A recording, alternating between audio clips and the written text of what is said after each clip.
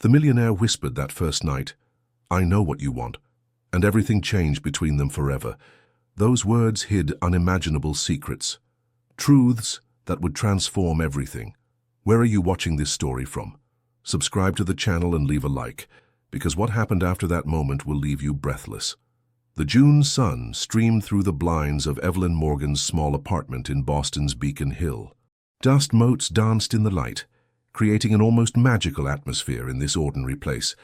Sitting cross-legged on the worn hardwood floor, the 28-year-old woman contemplated the wooden box before her, her fingers tracing the carved lid as if caressing a sleeping animal she feared to wake. Sometimes the memories we believe buried are merely sleeping, patiently waiting for the moment to resurface and transform our existence, she murmured to herself, repeating the words her grandmother had told her before bequeathing this mysterious box. Evelyn was a respected but discreet art restorer, preferring to give new life to forgotten works rather than create her own. Her delicate features only animated when she spoke about her work, her hazel eyes lighting up with a passion she never allowed herself to express in her personal life. A bob of chestnut hair framed her perpetually serious face, like a curtain that protected her from the world. With a slow but determined gesture, she finally opened the box. Inside lay dozens of yellowed letters, tied together with a pale blue silk ribbon. The smell of old paper and dried ink invaded her nostrils, carrying fragments of a bygone era. She took the first envelope, dated May 4th, 1962, and opened it with cautious movements, as if diffusing an emotional time bomb. The letter was signed Julian Hayes, a name she had never heard, yet the words were addressed to her grandmother, Margaret, with an intimacy that made Evelyn blush. She continued reading, her hands trembling slightly, the paper rustling in the apartment's silence. What she was discovering would soon shatter all the certainties upon which she had built her life. The following morning, Evelyn arrived at the museum an hour early, eyes ringed from a night spent reading Julian's letters to her grandmother. She settled into her restoration workshop, a space bathed in natural light where each tool had its precise place, reflecting her pathological need for order and control. "You look terrible," observed Oliver, her colleague and only friend, handing her a coffee. Tall, with hunched shoulders and salt-and-pepper hair, despite his 35 years, he was the only one who occasionally penetrated the armor Evelyn had forged for herself. "I discovered that my grandmother had an affair for years," she responded abruptly, eyes fixed on the damaged canvas before her, a New England landscape whose colors had been altered by time. Oliver raised his eyebrows, surprised not by the revelation, but by the fact that Evelyn was sharing something so personal. "And how does that disturb you so much?" he asked gently, sitting on the stool beside her. Evelyn set down her brush, fingers contracted as if struggling to hold something inside. "Because all my life I've admired her perfect marriage to my grandfather. I built my ideal of love on that image, and now," her voice broke, "now I discover it was just a facade. A magnificent restoration, like the paintings we repair where we hide the cracks and imperfections to create the illusion of perfection." Oliver looked at her for a long time before responding with unusual gentleness. "Perhaps true love isn't in perfection, but in those very cracks we try to hide." Evelyn felt something waver within her, like the first crack in a dam about to give way. The museum director, William Thompson, interrupted their conversation by entering the workshop, his usual three-piece suit impeccably tailored to his imposing figure. "Miss Morgan, let me introduce Nathaniel Hayes. He'll be responsible for the new exhibition on resistance art, and some works will need your expertise." The man standing beside Thompson was tall, with broad shoulders and a face with marked features that seemed to have been carved from marble. His deep blue eyes rested on Evelyn with an intensity that made her shiver despite herself. "Enchanted, Miss Morgan," he said in a deep voice, extending a hand with long, elegant fingers, those of a pianist rather than a museum curator. "I've heard much about your talent." Evelyn briefly shook his hand, uncomfortable before that gaze that seemed to penetrate beyond her professional facade. There was something about this man that destabilized her, as if he possessed a key to a lock she didn't know she had. "Mr. Hayes has just returned from a long stay in Vermont, where he discovered several unpublished works," continued Thompson, oblivious to the palpable tension between the two. Vermont. The word echoed in Evelyn's mind like a distant echo. Julian's letters often mentioned that place, describing rolling hills and silver maples under the northern sun. "Vermont is a place full of stories," murmured Nathaniel as if reading her thoughts. "Some have been waiting decades to be told." In the days that followed, Evelyn tried to concentrate on her work, but Julian's letters continued to haunt her thoughts. Each evening she read new ones, gradually reconstructing a love story that had lasted more than 20 years, strewn with clandestine meetings, promises, and heartbreaks. In her workshop, she was now restoring one of the canvases brought by Nathaniel, a work depicting a woman looking out an open window at a Vermont landscape. The resemblance to her grandmother was disturbing, though subtle, not enough for anyone other than Evelyn to notice. "You seem preoccupied," observed Nathaniel, who regularly came to check on the restoration's progress. He always stood a bit too close, invading her personal space with a quiet confidence that both irritated and fascinated her. "I'm simply concentrating," she replied tersely, applying a thin layer of varnish to a corner of the canvas. "This work is special," he continued, ignoring her dismissive tone. "It was painted by a little-known local artist, Julian Hayes." Evelyn's brush froze, a drop of varnish falling onto her white coat. "You know him?" asked Nathaniel, noticing her reaction. Evelyn resumed her work, struggling to control the trembling of her hands. "No, never heard of him. That's strange because I found a series of letters in his studio addressed to a certain Margaret Morgan. Your grandmother, I presume." This time Evelyn turned abruptly, knocking over the bottle of solvent beside her. The liquid spilled across the table, an acrid smell invading the space. "How dare you pry into my private life?" she hissed, cheeks aflame. Nathaniel calmly helped her absorb the solvent, his measured movements contrasting with Evelyn's agitation. "I haven't pried, Evelyn.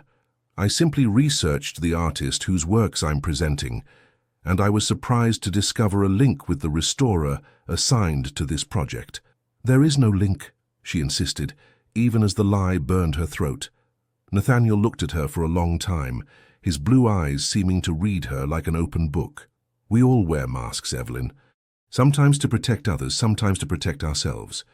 But by wearing a mask for so long, we end up forgetting who we truly are." He left the workshop, leaving Evelyn alone with the canvas and Julian Hayes's ghost, who now seemed to watch her from the brushstrokes she was meticulously restoring. That evening, returning home, an envelope awaited her in her mailbox. Inside, an old key and an address in Vermont, handwritten by Nathaniel. 3 days later, after a laconic call to Thompson with the pretext of a family emergency, Evelyn found herself driving a rental car, crossing changing landscapes that led toward northern New England. Spring dressed the countryside in a palette of tender greens and brilliant yellows, but she barely noticed the beauty passing outside her window, her mind entirely focused on what awaited her. The winding road leading to the town of Woodstock was flanked by slender maples and ancient oak trees. Evelyn followed her GPS directions to a small stone house set apart, surrounded by a wild garden where herbs grew freely, their scent permeating the warm air. She remained in the car for a moment, hands gripping the steering wheel, contemplating this dwelling that had been her grandmother's and Julian's secret refuge. Finally, she took a deep breath and got out. The key sent by Nathaniel clutched in her damp palm. The door opened with a creak, revealing an interior bathed in semi-darkness. Evelyn advanced cautiously, as if walking in a sanctuary. The closed shutters filtered only a few rays of sunlight that drew geometric patterns on the terracotta tile floor. The smell was a mixture of dust, old wood, and something indefinable. Perhaps the echoes of lives that had inhabited these walls. Evelyn opened the shutters one by one, allowing light to flood the space and reveal what seemed to be an artist's studio, frozen in time. Dozens of canvases were stacked against the walls, some completed, others barely sketched. All depicted the same woman at different stages of her life. Her grandmother Margaret, sometimes young and laughing, sometimes older and thoughtful, but always with that particular light in her eyes, that of a woman loved and desired. On an easel in the center of the room rested an unfinished canvas, brushes still arranged beside it, as if the artist had just taken a break from his work. This last piece represented an elderly Margaret, sitting in a garden, holding a letter in her hands. Her expression was one of painful serenity, of acceptance tinged with regret. Evelyn approached a small table, on which lay a yellowed envelope, addressed simply to She Who Finds. Her hand trembled as she opened it, unfolding the letter written in handwriting she now recognized. Julian's. "Love is not always a blazing fire that consumes everything in its path," she read. "Sometimes it's a discreet flame burning silently for decades, illuminating two lives separated by circumstances, but united by heart. Margaret and I chose this path, not out of cowardice, but out of respect for commitments made and lives built. To she who discovers our secret, I ask not for judgment, but for understanding that love does not always conform to the rules society imposes upon it." Evelyn collapsed onto a chair, tears flowing freely down her face. All her life she had judged human relationships by impossible standards, refusing to commit for fear of imperfection. And here she discovered that those she had idealized had made complex, imperfect, deeply human choices. A sound of footsteps on the path made her start. Through the window, she glimpsed Nathaniel approaching the house, a bunch of wildflowers in hand. "How did you find me?" asked Evelyn, quickly wiping away her tears when Nathaniel entered the studio. He placed the bunch of wildflowers on the table, the powerful aroma mixing with the smells of paint and dust. "I knew you would come," he answered simply. "Some journeys are inevitable, like rivers that always end up reaching the sea."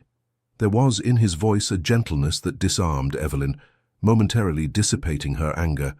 "You had no right to manipulate me like this," she said nonetheless, clinging to her indignation like a life raft in the emotional storm overwhelming her.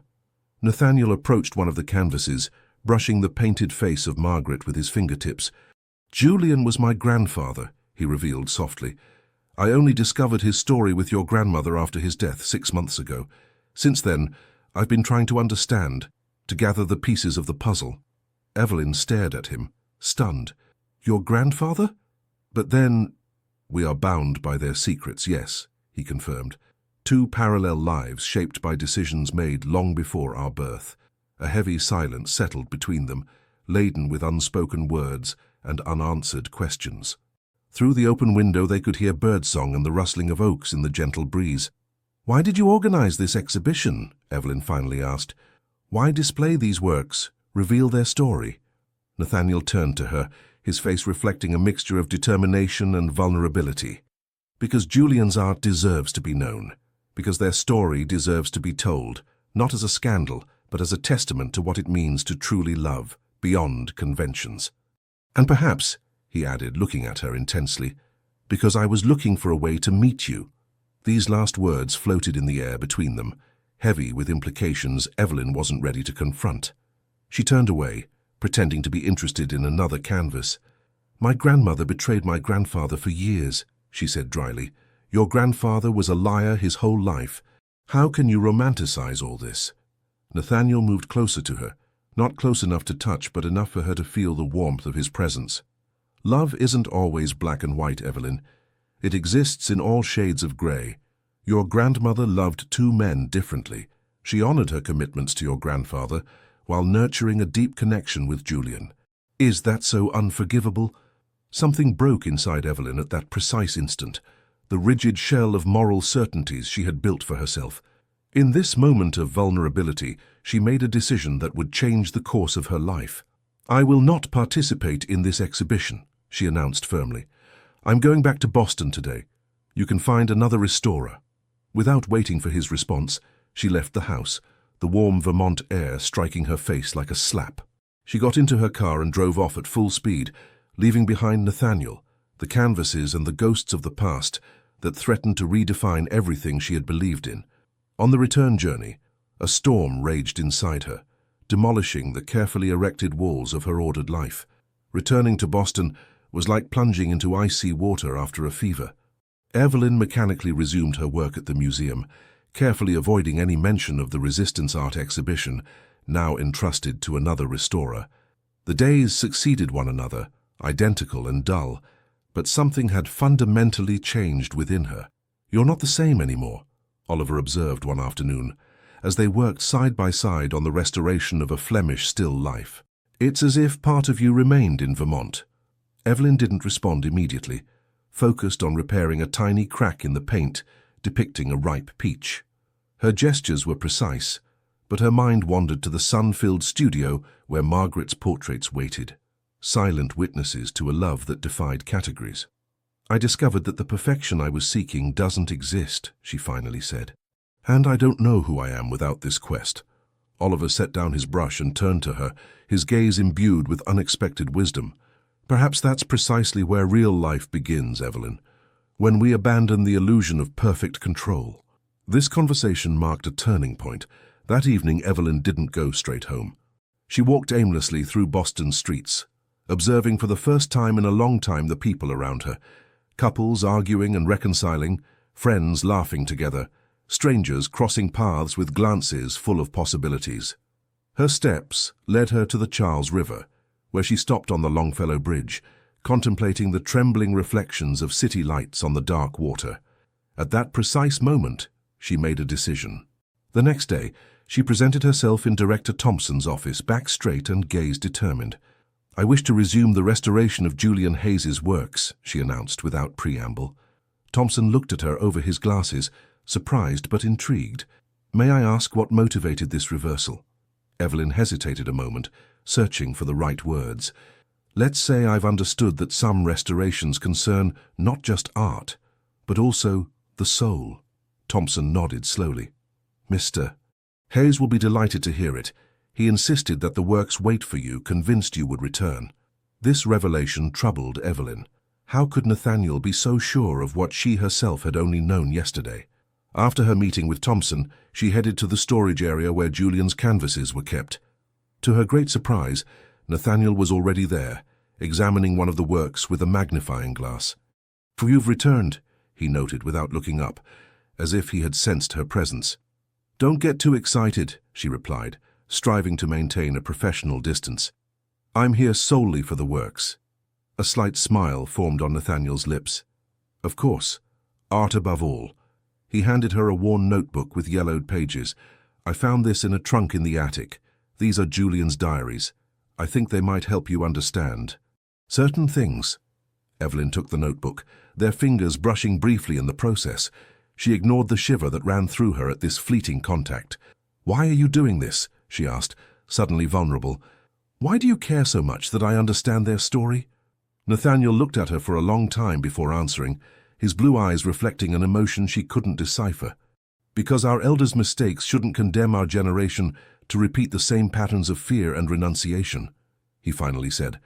"And because from the moment I saw your name on the restoration report, I knew our paths were destined to cross." This declaration, at once absurd and deeply disturbing, left Evelyn speechless.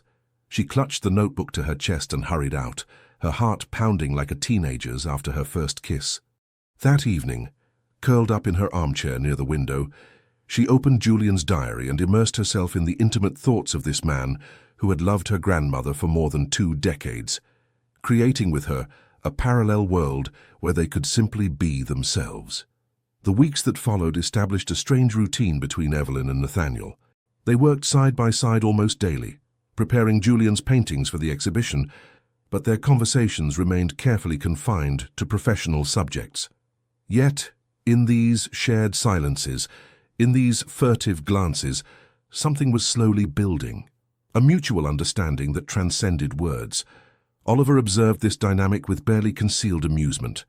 "You know," he said one day to Evelyn as they lunched together in the museum cafeteria, "I've never seen 2 people communicate so much while saying so little." Evelyn blushed despite herself, absently crumbling a piece of bread. "We have a strictly professional relationship." Oliver burst out laughing. "Of course, and I'm the next Secretary of Culture." This remark would once have irritated Evelyn, but she found herself smiling. Julian's diary had progressively transformed her perception of human relationships, teaching her that the deepest connections often defy labels and definitions. That same evening, as she finished restoring a particularly moving portrait of Margaret, Nathaniel entered the workshop carrying 2 cups of tea. "You're working late," he remarked, handing her one of the cups. Evelyn accepted it with a grateful nod. "I wanted to finish this one. It's my favorite portrait of her." The canvas depicted Margaret sitting on a bench in the Vermont garden, an open book on her knees, her gaze lost on the horizon as if contemplating a future only she could see. "It's my favorite too," admitted Nathaniel, standing beside her to observe the work. Julian painted it after their first prolonged separation. Margaret had just become a grandmother. To you, I assume. Evelyn felt an unexpected emotion wash over her. The idea that this moment captured on canvas coincided with her birth created a tangible link between herself and this story she had initially rejected. In his diary, she said softly, Julian writes that he always knew they could never live together completely, that their love existed in a separate space like a parallel dimension. It seemed so sad to me at first. Now I'm beginning to see a certain beauty in this acceptance. Nathaniel looked at her, surprised by this unexpected confession. And what changed your perspective? Evelyn contemplated the question a moment, searching for the right words. I realized it wasn't a failure to love imperfectly, but an act of extraordinary courage. They created something precious within the constraints imposed on them, instead of consuming themselves in bitterness or destroying the lives they had built. A comfortable silence settled between them, permeated with a new intimacy. Outside, rain began to fall gently on Boston, creating a sound bubble around their conversation. The exhibition opens in 3 weeks, Nathaniel finally said. I'd like you to accompany me to Vermont this weekend. There are other canvases in the studio we could include, and he hesitated, suddenly vulnerable. I'd like to show you something Julian left for Margaret, something she never saw. Evelyn knew that accepting this invitation meant crossing an invisible line she had strived to maintain. Yet for the first time in a long time, the prospect of the unknown no longer frightened her. All right, she said simply. I'll come. The smile that illuminated Nathaniel's face was worth all the risks in the world. The journey to Vermont was different this time. Sitting side by side in Nathaniel's car, they shared a new intimacy born from their common understanding of their grandparents' story. Conversation flowed naturally, moving from art to music, from childhood memories to unfulfilled dreams. Have you never wanted to paint yourself? Asked Nathaniel as they drove through the rolling hills of western Massachusetts, vineyards stretching as far as the eye could see on either side of the highway. Evelyn looked out the window, contemplating the question.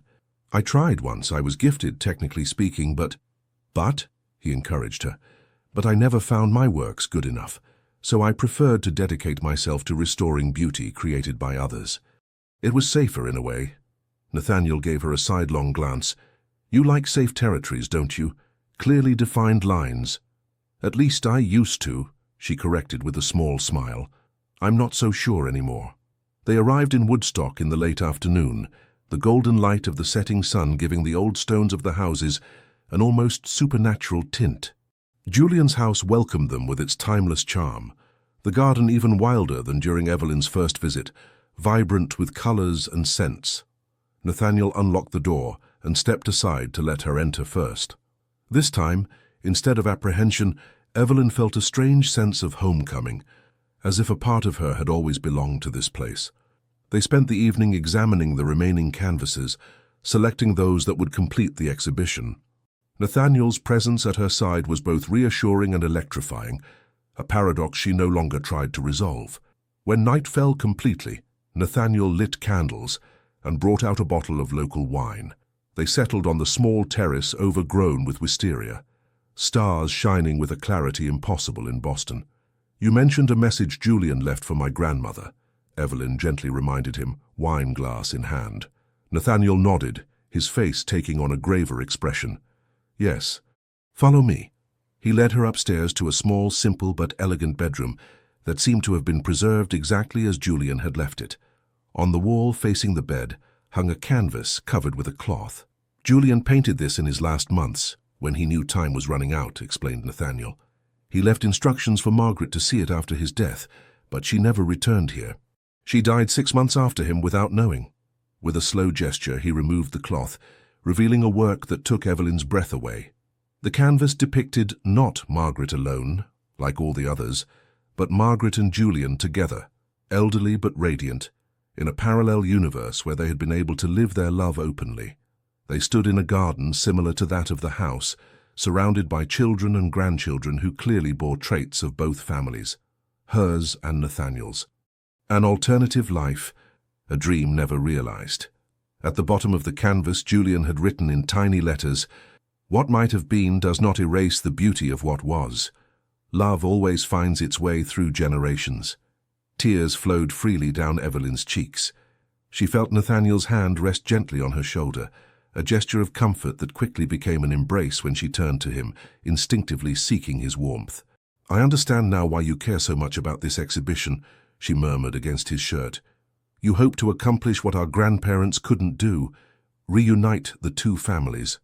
Nathaniel gently lifted her chin, his blue eyes diving into hers. "I'm not looking to correct the past, Evelyn. I simply want us to have the courage to write our own story, without the fears that limited them." It was Evelyn who bridged the distance between them, placing her lips on his in a kiss that carried the weight of 2 generations of waiting. That night, nestled in Nathaniel's arms, Evelyn faced the vertigo of completely abandoning herself, of dropping the last ramparts of control. Her fall had never been so sweet. The return to Boston was imbued with a sweet melancholy, as if the enchanted bubble of Vermont had dissolved upon contact with urban reality.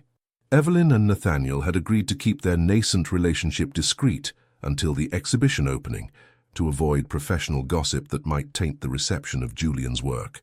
However, the distance they imposed on themselves at the museum only intensified the tension between them, transforming each furtive glance, each accidental brush, into a silent promise for the moments they stole together after working hours.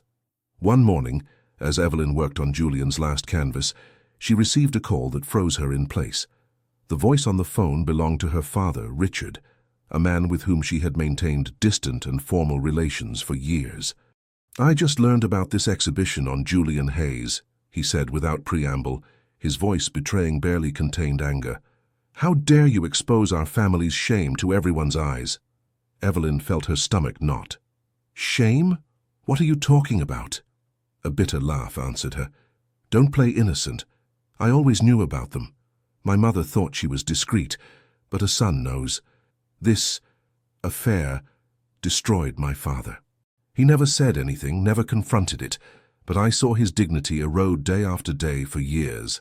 This revelation struck Evelyn like a physical blow. In her romantic reconstruction of Margaret and Julian's story, she had never really considered the impact of their love on others, on her stoic grandfather of whom she had only vague memories, on her own father who had grown up in the shadow of a secret that poisoned the family atmosphere. I didn't know," she murmured, her voice barely audible. "Well, now you know," her father replied sharply. "Cancel this exhibition, Evelyn, out of respect for your grandfather, if not for me." He hung up, leaving Evelyn trembling in the silence of her workshop. When Nathaniel entered a few minutes later, he found her motionless before the canvas, face pale and eyes haunted. "What happened?" he asked, alarmed by her expression. Evelyn recounted the conversation with her father, words escaping her like a long-contained torrent. When she finished, Nathaniel remained silent for a long time, his face reflecting an inner conflict. "Perhaps we should rethink the exhibition," he finally said, surprising Evelyn. I didn't want to cause more pain." Evelyn looked at him, perceiving the sincerity of his dilemma. "And the works?" "Julian's talent deserves to be recognized. You said so yourself." Nathaniel ran a hand through his hair, a gesture she had learned to associate with his moments of deep turmoil. "Art remains art, but the stories we choose to tell have consequences. Perhaps we can present the works without explicating the personal history. Let the public appreciate the paintings for their artistic value, without revealing the details of the relationship between Julian and Margaret." This proposal seemed reasonable, and yet Evelyn felt resistance rising within her. Wasn't it precisely against this kind of dissimulation that she had rebelled in recent weeks? The idea of plunging her grandmother's story back into shadow now seemed a betrayal. "I don't know what's right anymore," she admitted, suddenly feeling exhausted.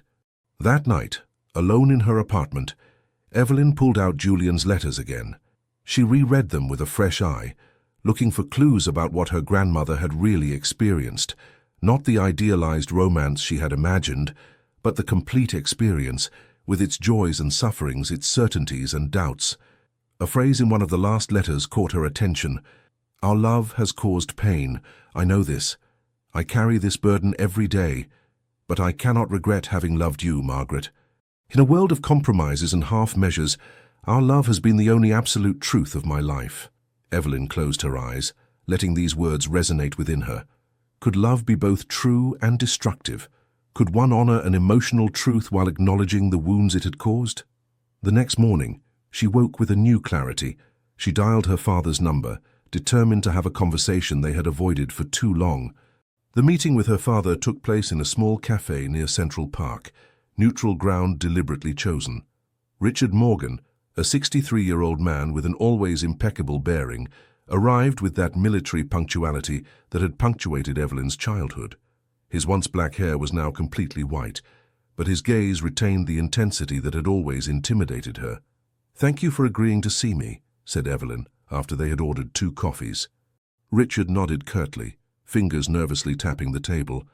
"I still don't understand why you're persisting with this exhibition." Evelyn took a deep breath. "Because I need to understand, Dad. I need to know who my grandmother really was, who we are as a family."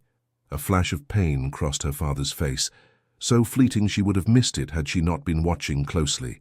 "Who we are," he repeated bitterly. "We are the result of her selfish choices, of her double life." Evelyn carefully chose her next words. "You loved grandfather very much, didn't you?"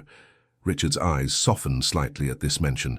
He was a good man, loyal, hard-working. He didn't deserve... His voice broke. "You said you knew about her and Julian.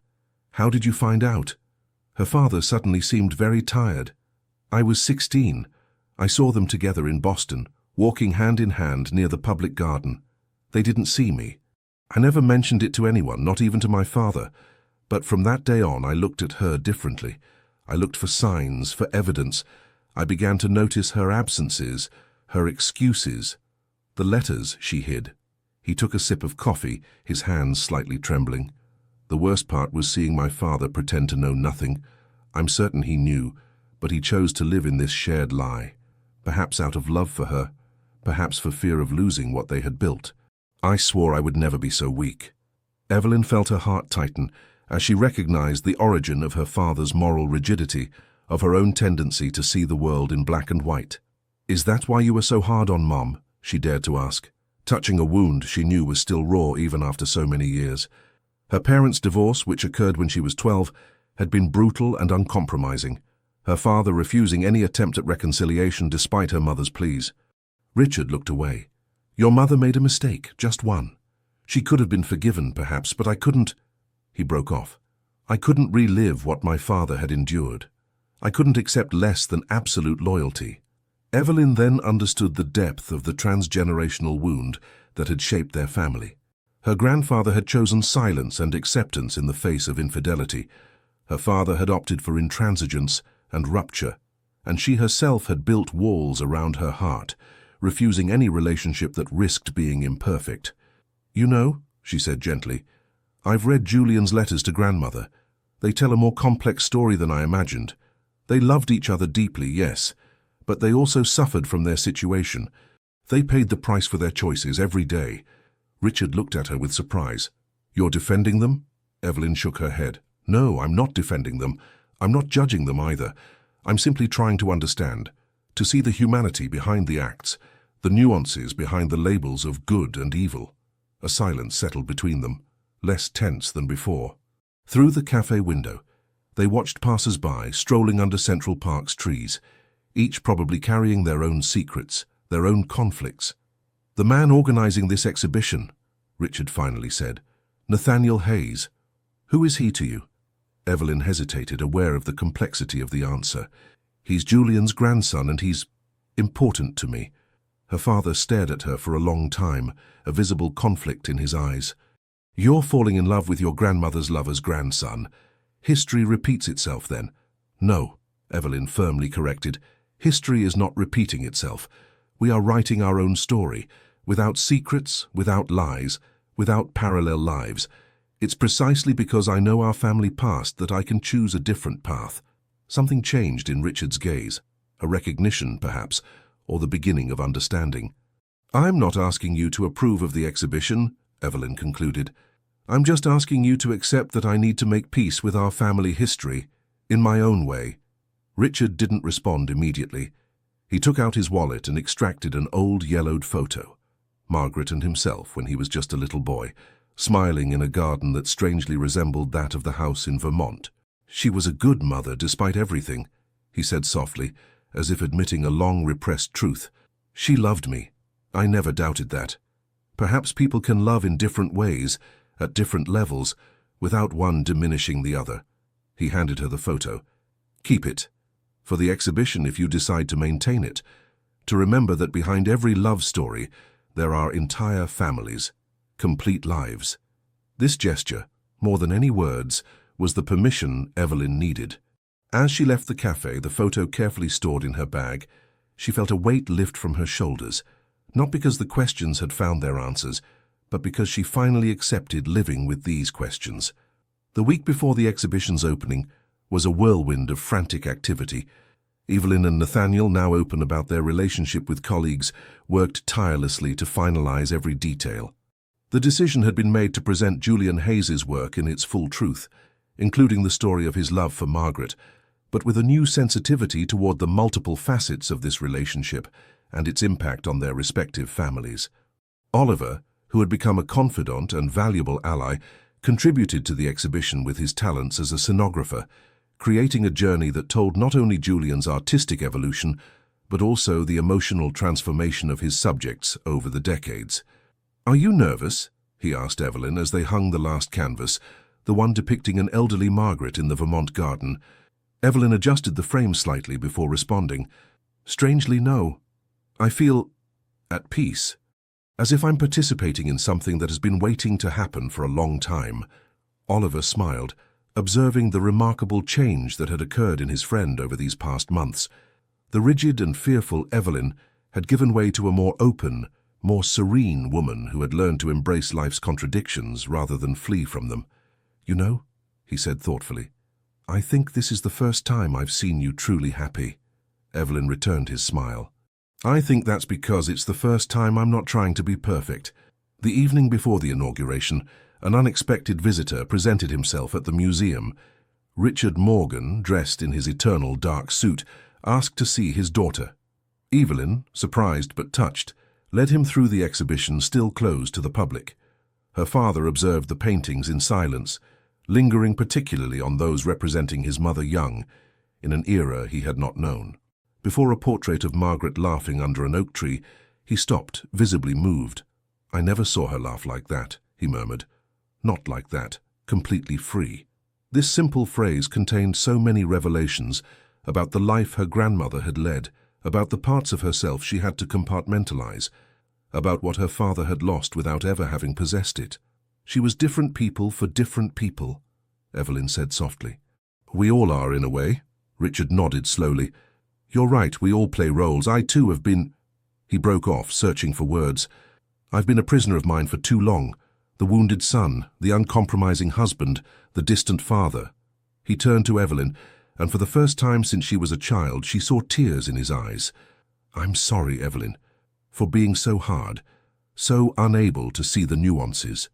These words, so long hoped for and never expected, touched Evelyn to her core.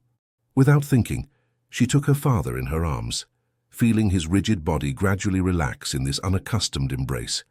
"Will you come tomorrow?" she asked as she pulled back. "For the opening?" He hesitated a moment, then nodded. "Yes. It's time I face all our history, the beautiful as well as the painful."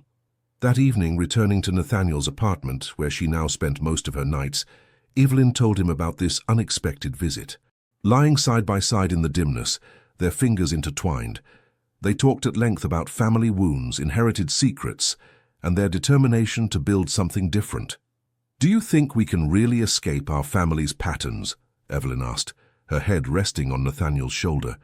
He thought for a moment before answering, absently stroking her hair. "I don't think we can escape them completely. They're part of us. But we can understand them, accept them, and consciously choose a different path." He raised himself slightly to look her in the eyes. "You know, I always thought our grandparents' story was tragic, not because of their love, but because of all they couldn't fully live, the choices they didn't dare make. They created something beautiful within the constraints of their time, but they remained prisoners of these constraints." Evelyn nodded. deeply understanding what he meant. We have the chance to choose differently. Exactly, confirmed Nathaniel. Our story won't be a repetition, but a redemption. That night, nestled against him, Evelyn felt a new perspective opening before her. Not a perfectly mapped path, but an open horizon, full of possibilities and promises. The day of the inauguration arrived, bathed in the golden light of a Boston autumn. The museum had been transformed for the occasion.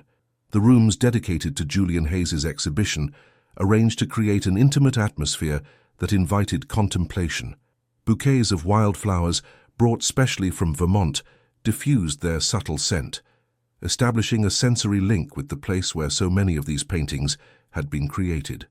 Evelyn, dressed in a simple but elegant dress of deep blue, stood slightly apart, observing the first visitors discovering Julian's work. She had worked with Nathaniel on the texts accompanying the exhibition, finding a delicate balance between honesty and respect, revealing the love story that had inspired these paintings without glorifying or condemning the choices made by their grandparents. Beside her, Oliver smiled broadly, visibly proud of their common achievement. "It's a success," he murmured. "Look how captivated they are." Indeed, visitors lingered before each canvas, absorbed by the evolution of Julian's style and by the constant presence of Margaret through the years, young and carefree at the beginning, then progressively marked by time and experiences, but always with that particular light in her eyes. Nathaniel, who was speaking with art critics near the entrance, caught Evelyn's eye and gave her a complicit smile.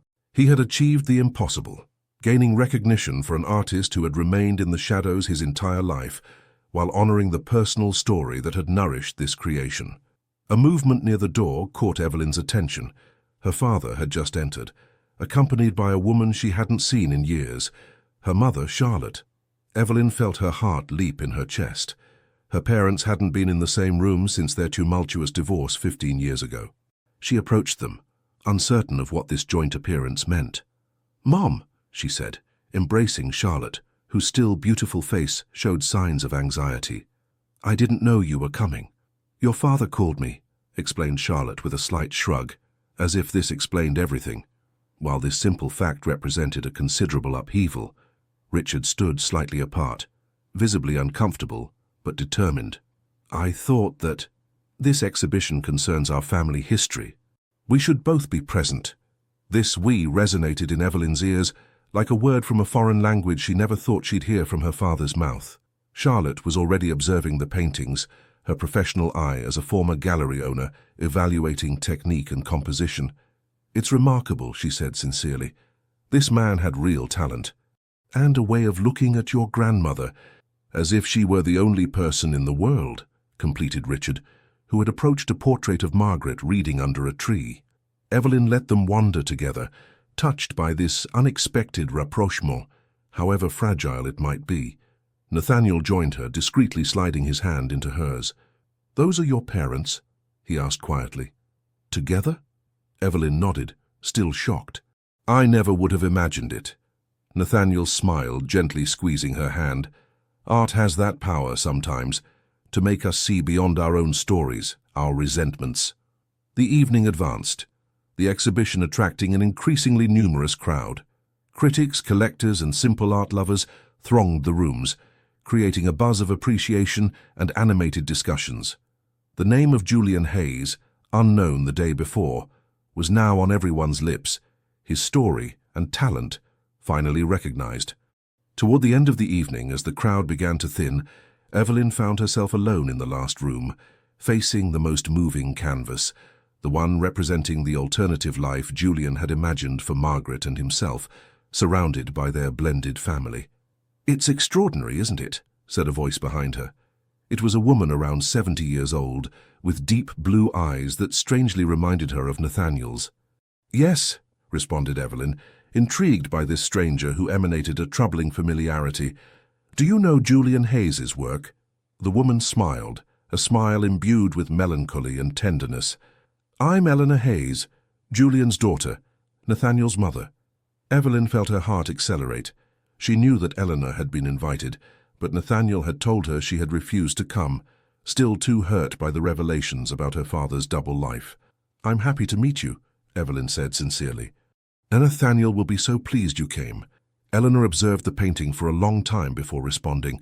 I was angry for so long, at my father for his lies, at this woman, your grandmother, for sharing his life, at my mother for knowing and accepting. She sighed. And then seeing this exhibition, reading the texts you wrote together, Nathaniel and you, I began to see differently. To understand that love isn't that simple, pure thing fairy tales promise us. Evelyn nodded, touched by this confidence. I've learned the same thing these past months. Eleanor turned to her, studying her attentively. You resemble Margaret a lot, you know. Not physically, but there's something in your gaze, an intensity, a depth. This unexpected compliment moved Evelyn more than she could express.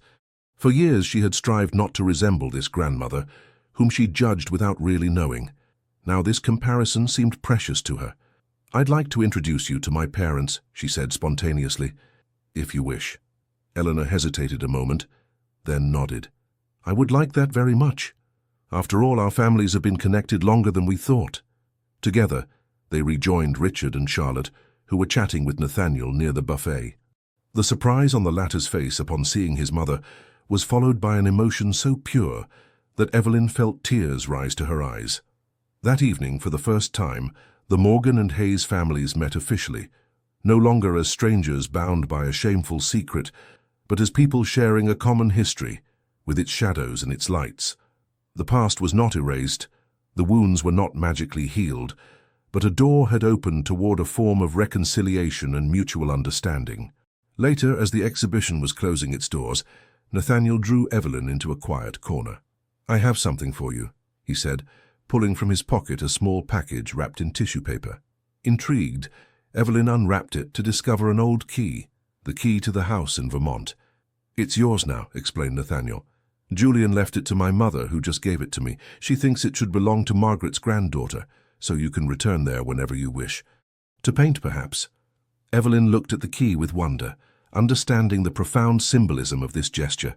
It wasn't just access to a house, but to a part of herself she had too long ignored.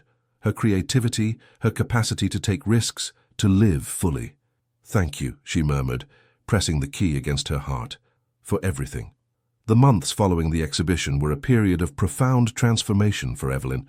The critical and public success of Julian Hayes's work had exceeded all expectations, making the forgotten artist a major discovery in the American art world. Several international museums were now asking to host the exhibition, and a book on Julian's life and work was in preparation. But the most significant changes were occurring in her personal life. Her relationship with Nathaniel was deepening, becoming a partnership based on a trust and honesty that strongly contrasted with the secret that had defined their grandparents' love. Even more surprising was the gradual thaw between her parents. Richard and Charlotte hadn't romantically reconciled. Too much water had flowed under the bridge for that, but they had begun to build a new form of relationship based on mutual respect and shared memories rather than on past wounds. It's strange to see them like this, Evelyn confided to Oliver during lunch at the museum, like two people rediscovering each other after having lost sight of one another for years. Oliver smiled, absently playing with his coffee. Sometimes we need distance to see clearly. Your father may have finally understood that the perfection he demanded was a prison for himself as much as for others. This observation resonated deeply with Evelyn, who recognized in herself this same pattern she had begun to dismantle. Spring arrived, bringing with it new energy. Evelyn had taken a sabbatical from the museum, temporarily delegating her responsibilities to a promising colleague. She now spent half her time in Vermont, in the house that had been her grandmother's and Julian's secret refuge. That morning, she stood before an easel set up in the garden, contemplating the blank canvas before her. After years of restoring others' works, she had finally found the courage to create her own. Her first attempts had been clumsy, frustrating, but she persevered, guided by a new patience toward herself and her imperfections. The sound of a car on the gravel path announced Nathaniel's arrival, who divided his time between Boston and Vermont, juggling between his responsibilities at the museum and their new life together. "How's your work coming along?" he asked, kissing her, his eyes scanning the canvas where the first sketches of a portrait were beginning to take shape. Evelyn shrugged with a smile. "Slowly. But I'm beginning to understand that beauty lies not in technical perfection, but in the emotion conveyed. Nathaniel smiled, recognizing in these words the echo of a conversation they'd had months earlier. He pulled from his bag an envelope that he handed to her. "I received this yesterday. I think you'll want to read it." The envelope contained a letter from a prestigious publishing house proposing that Evelyn write a book on the art of restoration, using particularly the example of Julian Hayes's works as a case study. "They were impressed by the texts you wrote for the exhibition," explained Nathaniel. "They think you have a unique way of talking about art, which combines technical expertise and emotional sensitivity." Evelyn reread the letter, incredulous. She never would have imagined a few months earlier that she would be considered an authoritative voice worthy of publication. She, who had spent so many years hiding behind others' works, now saw herself offered a platform to express her own ideas, her own vision. "I don't know what to say," she murmured, moved. Nathaniel took her in his arms, breathing in the scent of her hair mingled with the smell of turpentine that now permeated her clothes. "Just say yes. It's time for the world to hear your voice, not just your expertise." That evening, sitting on the terrace as the sun set over the Vermont hills, they talked about the future, about the exhibition that would soon travel to New York and Tokyo, about the book she would write, about the possibility of transforming the house into an artist's residence, thus honoring Julian's memory while creating something new. "I spoke with my mother today," said Nathaniel, as they savored a local wine. "She suggested that we organize a sort of family reunion here this summer, our two families together." Evelyn looked at him with surprise. "Do you think that's a good idea?" Nathaniel shrugged. "I don't know if it's a good idea, but it's an honest one. Our families are linked whether we want it or not. Why not explore this connection openly, rather than perpetuating secrets and unspoken words?" Evelyn meditated on this proposal, imagining their parents and Nathaniel's mother reunited in this place that had been the source of so much joy and suffering. The idea seemed at once terrifying and deeply right. "All right," she said finally. "Let's do it. For them and for us." Later that night, unable to sleep, Evelyn got up and headed to Julian's studio. In the silvery moonlight filtering through the shutters, she contemplated the unfinished portrait of an elderly Margaret, the one the artist had been working on just before his death. In that face marked by years, she now saw not the traces of a guilty love, but the lines of a life fully lived, with its joys and pains, its compromises and moments of grace. Margaret may not have had the perfect life that Evelyn had imagined in her childhood, but she had had an authentic life, rich in deep connections and meaningful experiences. "I hope you'd be proud of me, grandmother," murmured Evelyn in the silence of the studio. "I hope you would approve of the choices I'm making now." As if in response to this silent question, a breath of wind made the curtains tremble, bringing the night scent of jasmine growing against the south wall of the house. Evelyn smiled, accepting this sign as a blessing. The next morning she rose early and set up her easel facing the garden bathed in the golden light of dawn. On a new canvas, she began to paint what she truly saw for the first time, not just the oaks, the wildflowers, and the maples, but the very essence of this place where two people had created a space of freedom and authentic love, despite the constraints of their era. This painting would be her first true act of creation, no longer a restoration of the past, but an affirmation of the present and a promise for the future. 1 year to the day after the inauguration of Julian Hayes's exhibition, the house in Woodstock vibrated with unusual animation. Tables had been arranged under the ancient oaks, decorated simply but elegantly with bunches of wildflowers and white tablecloths. Lanterns suspended from branches awaited twilight to diffuse their soft light over the guests. Evelyn observed the preparations from the terrace, her heart swollen with an emotion difficult to name, a mixture of gratitude, apprehension, and wonder at the path traveled in so little time. The family reunion suggested by Eleanor had grown in scale, transforming into a true celebration that marked several events. The international success of Julian's exhibition, the publication of Evelyn's book on the art of restoration, which had received glowing reviews, and the imminent opening of the Julian and Margaret residence, a space dedicated to artists seeking inspiration and serenity. But most importantly, this day marked the officialization of a new family, rebuilt on the complex foundations of the past, but but resolutely turned toward the future. "Everything ready?" asked Nathaniel, joining her on the terrace, sliding an arm around her waist. Evelyn nodded, leaning against him. "The caterers have finished setting up the buffet. The musician arrives in an hour, and the surprise is well hidden in the studio." The surprise in question was a canvas she had completed the previous week, a group portrait representing their two families reunited in this same garden, painted in a style that paid homage to Julian, while affirming her own artistic voice. It was her gift for this special day, but also a personal manifesto, the final acceptance that art lay not only in technical perfection, but in emotional truth. The first guests began to arrive in mid-afternoon. Richard and Charlotte came together, a configuration that no longer surprised anyone. If their exact relationship remained vague, somewhere between friendship and a particular form of rediscovered complicity, their mutual ease testified to a healing that Evelyn would never have thought possible. Eleanor arrived shortly after, accompanied by her daughter Abigail, Nathaniel's sister, whom Evelyn had come to know and appreciate these past months. Oliver followed close behind, having become a close friend to both families, his humor and sensitivity making him a precious guest in their enlarged circle. Others followed, colleagues from the museum, art critics turned friends, neighbors from the town who had known Julian. The house and garden animated with conversations and laughter, creating an atmosphere of joyous yet intimate celebration. As the sun began to descend toward the hills, tinting the sky pink and orange, Nathaniel requested everyone's attention by gently tapping his glass. Silence gradually fell, all eyes turning toward him. "Thank you all for coming to share this moment with us," he began, his gaze sweeping the assembly before fixing on Evelyn. "A little more than a year ago, we met under particular circumstances." Knowing smiles blossomed on faces around them.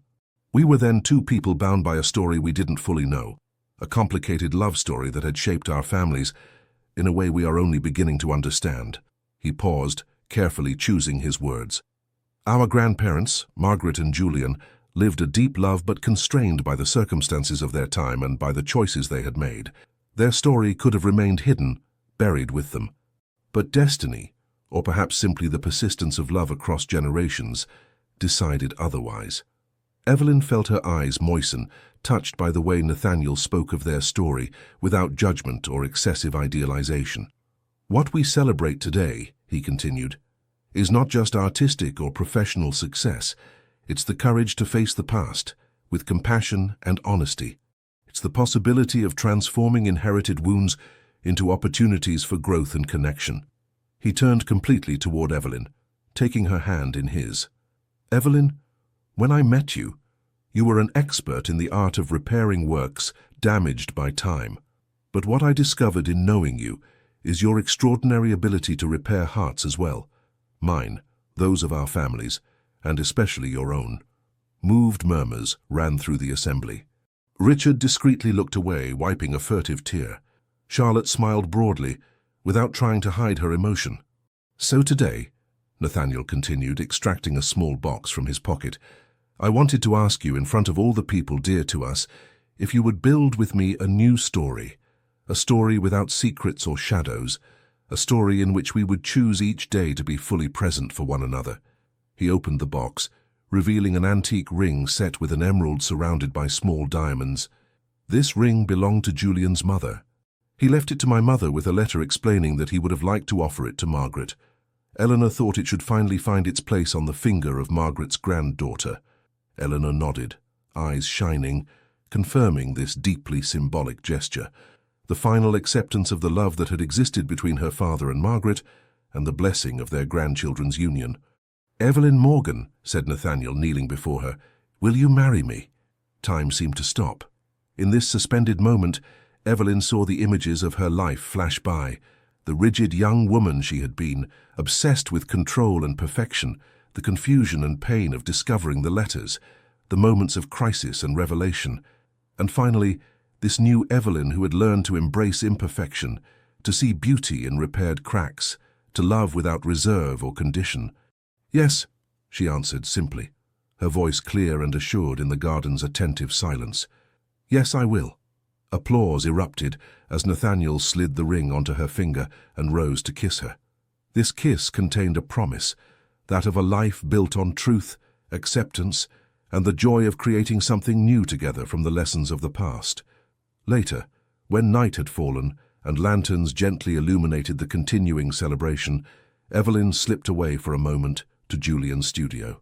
She contemplated one last time the unfinished portrait of Margaret before turning to her own work, the family painting she had created for the occasion. On this canvas, she had depicted not only the people present that evening, but also, in a slightly blurred background, like benevolent presences, the silhouettes of Margaret and Julian watching over this reunion they would never have dared imagine. It wasn't a perfect painting in the technical sense.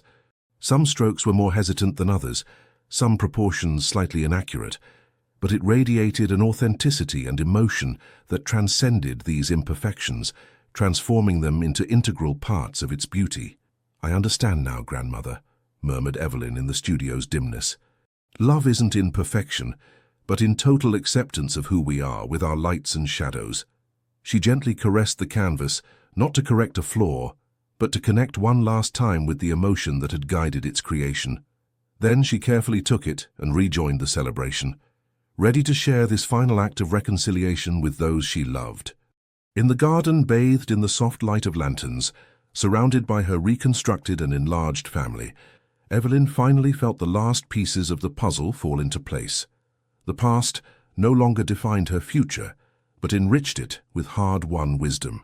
The letters that had triggered everything were no longer a source of confusion and judgment, but a precious testimony to the complexity and perseverance of human love. "To love," proposed Nathaniel, raising his glass, "in all its forms."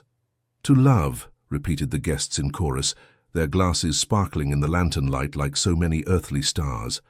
Evelyn felt Nathaniel's hand squeeze hers, and in this simple gesture found confirmation of all she had learned. Love wasn't a perfect destination, but a continuous journey of discovery and acceptance. A journey she was now ready to embrace fully, with all its uncertainties and promises. Sometimes, she thought, looking at the smiling faces around her, the most beautiful stories are those that begin with an ending, and the truest loves are those that accept imperfection as an integral part of their beauty. And this thought, more than any other, was the perfect echo of the words her grandmother had left her. The memories we believe buried are merely sleeping, patiently waiting for the moment to resurface and transform our existence.